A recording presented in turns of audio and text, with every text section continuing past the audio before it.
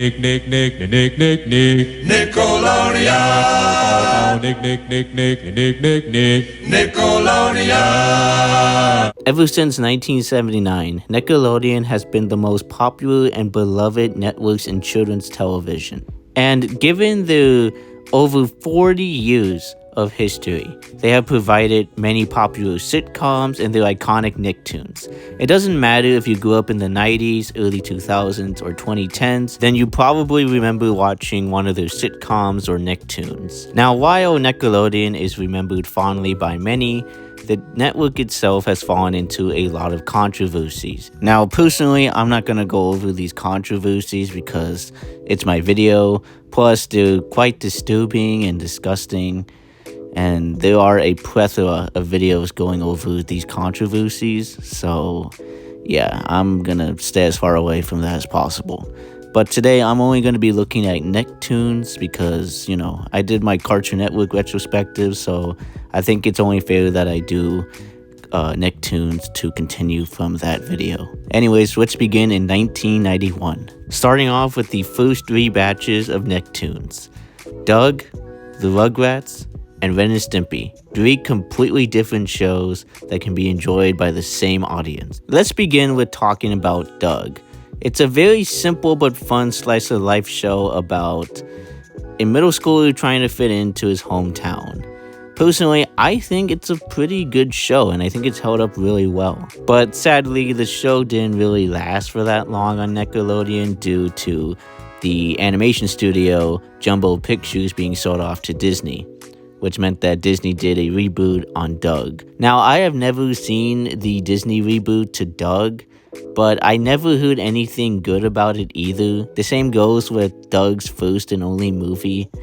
But yeah, I never heard anything good about Disney's version of Doug. Moving on to the Rugrats, a show about talking babies going on adventures while using their imagination when the parents aren't looking. Now, let me just say this right now. This show was the SpongeBob before SpongeBob. Like, if you thought SpongeBob was really popular today, the Rugrats was truly the first successful Nicktoon for Nickelodeon. And I had family members that actually owned the video games and merchandise from this series, so it's not very surprising. But the series itself is honestly a lot of fun, and I really like the animation and the characters. There's a lot of charm to the Rugrats. The same goes with the first 2 movies. I didn't see the third one. But yeah, that's my thoughts on Rugrats. Then we have Ren and Stimpy, a show about a psychotic chihuahua by the name of Ren and a friendly red cat by the name of Stimpy that go on pretty bizarre adventures and having the most cruel and dark humor I think I've ever seen in any animated show. Like, you just have to see it to believe just how wild this show can get, man. Like, there will never be another show like Ren and Stimpy ever again.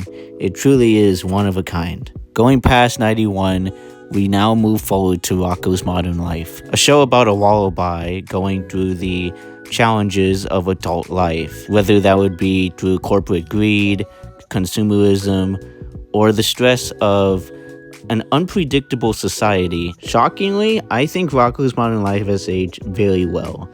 I mean, we still go through these struggles in our American culture even today, and for a 90s show, that's very surprising. It just goes to show off that Rocko's Modern Life was ahead of its time, especially for a kids show.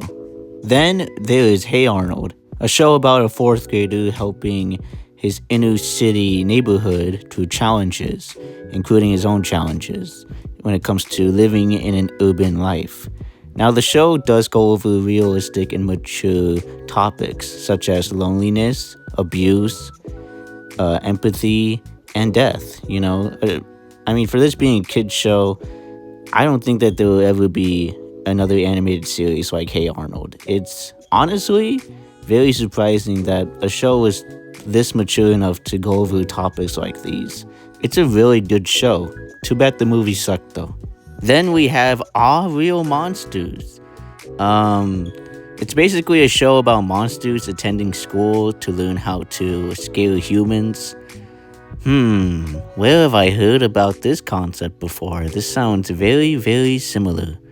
Now, I'm going to be honest, I didn't really watch much of this show. It was okay, I guess. It wasn't really a show for me, but it's fine. It's alright, I guess. Next up is Angry Beavers, a show about two beaver brothers who leave their home to live in a forest, but because they have different personalities, this leads them to conflicts when it comes to going on their pretty zany adventures.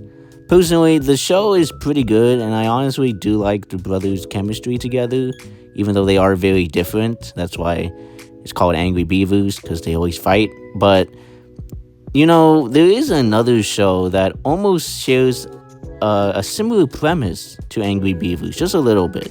Which that show would be Cat Dog, a show about a cat and a dog sharing the same body, but they have different personalities, which leads to crazy adventures. Now, while personally I think Angry Beavers and Cat Dog have similar themes in terms of their characters, at least I can say that they're both different to be their own thing, which I can appreciate about both shows. Now let's move on to The Wild Thornberrys, a show about a family that travels through the RV to the jungle to film wildlife documentaries.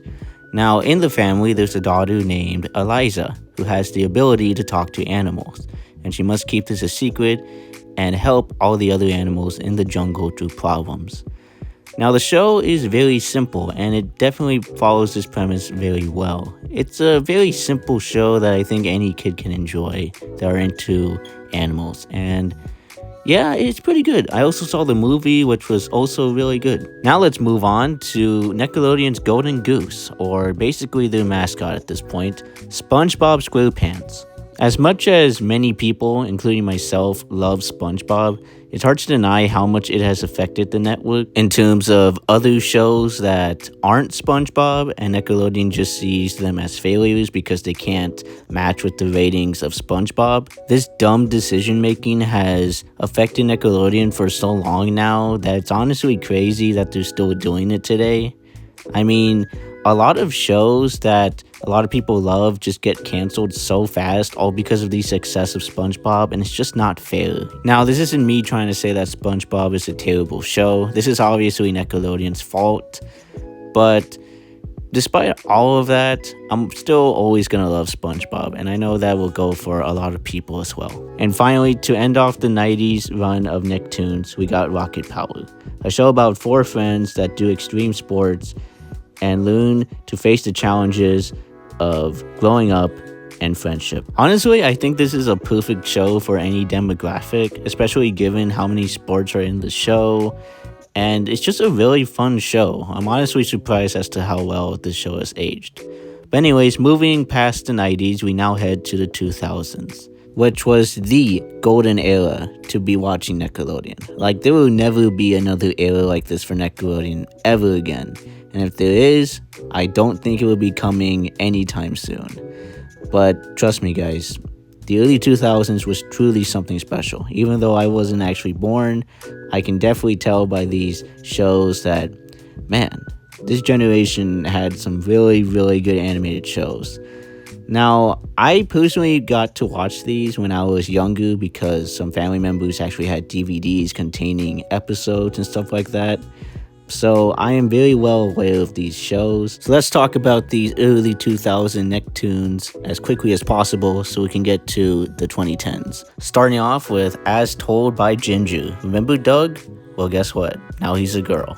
You're welcome. The Fairly Odd Parents, an awesome show that went on for way too long and was just forcing itself to stay on the air. But at least I know that Channel Chasers is a perfect finale, and I'm always going to pretend that it ended there. Invader Zim, probably the most unique Nicktoon from this era that is both funny and disturbing, but I just love it because of how stupid it can be. It's a really good show. I absolutely love Invader Zim. Then there's Chalk Zone.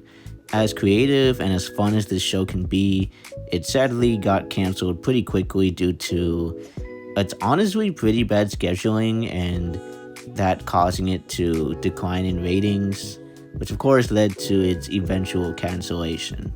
Honestly, I think any show like this could be created today, but I don't know, man. But Chalk Zone is a really, really good show and definitely deserved better. All Grown Up, the spin off to Rugrats, where everyone is now in middle school. Now, honestly, I think this is a pretty good spin off. I wouldn't say it's anywhere near as fun as Rugrats, but I can still say it's a good show. The Adventures of Jimmy Neutron. Now, growing up, I always watched the movie a lot, but I also do remember watching a little bit of the show. I have pretty fond memories of referencing the show through the memes and whatever, and to this day I still very much do, even though I've never actually watched every single episode. Now, this show can be pretty funny or pretty disgusting and just weird, but I think it can still be enjoyed today. My Life as a Teenage Robot, probably the closest thing that I would compare Powerpuff Girls to. I think it's a show that anyone can enjoy thanks to its action and its characters. It's just a really fun show. Avatar: The Last Airbender is a show I'm not going to be talking about at all in this video because I think it deserves its own video. It's just such an amazing show, and I want to go deeper into the show itself. I don't think it deserved to get canceled as quickly as it did because of SpongeBob, but that's a video that I will be saving for a later date. Danny Phantom is probably the last cool Nickelodeon show that Nickelodeon ever produced, if I'm being honest. It's just such a cool concept to have a high schooler given the abilities of a ghost and portraying himself as a superhero. It's just such a fun show that, the more the show went on, the worse it got, and that finale was truly just not good at all, but I do like the show, and I think it's held up pretty well. Back at the Barnyard, a continuation from, Barnyard, the movie, which I never saw, and I never saw the show, so moving on. To finally, Fanboy and Chum Chum. Now, growing up, I was always told that this was probably the most hated Nickelodeon show, and I can completely understand why. It's just so annoying and loud and so obnoxiously stupid that it's hard to really imagine if any adult can even enjoy the show, especially a kid. But no, I definitely understand why so many people have nostalgia for this show. But personally speaking, I don't know. I don't really like this show all that much, but it's just whatever, man. It's not a show for me. Now we are officially in the 2010s, which is the era that I grew up in. Now, were there any good Nicktoons? Well, let's find out. Starting off with Tough Puppy, a show about a dog spy by the name of Dudley Puppy and his partner Kitty Catswell, while they protect the city from evil. Growing up, I don't remember watching this show. I was probably way too young to remember, but I did recently watch it, and I thought it was okay. Breadwinners, a show about two Duck brothers that drive a rocket-powered van that delivers bread, and they go on chaotic adventures. So remember what I said about Fanboy and Chum Chum being annoying and stupid? Well, that's basically what this show is, but there are constant butt jokes, like in every episode, and every joke just keeps on going and going. They never reach the punchline, and it's never funny. But at least I can say the animation is nice, but that's about it. Honestly, growing up, this was not really a show that I liked all that much. It was just whatever. Sanjay and Craig, a show about a boy having his pet snake and going on wild adventures.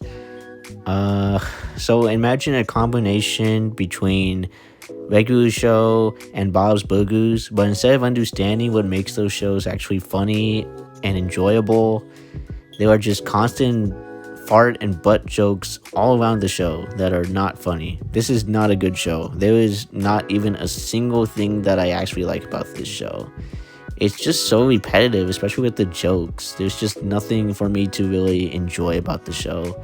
I guess the animation is nice, but whatever, man. I don't like this show. Harvey Beaks, a show about three friends going on adventures in the magical forest of Little Bark Grove. A great show that had an awful schedule due to the abundance of constant SpongeBob showing over and over again on Nickelodeon. So yeah, this show didn't last too long, but I think it's such a great show that I'm happy that people still remember it for what it is. Welcome to The Wayne, a show about three kids exploring and investigating a strange apartment building known as The Wayne. Another great show that had the exact same problem as Harvey Peaks: terrible scheduling that led to cancellation. Pig, goat, banana, cricket.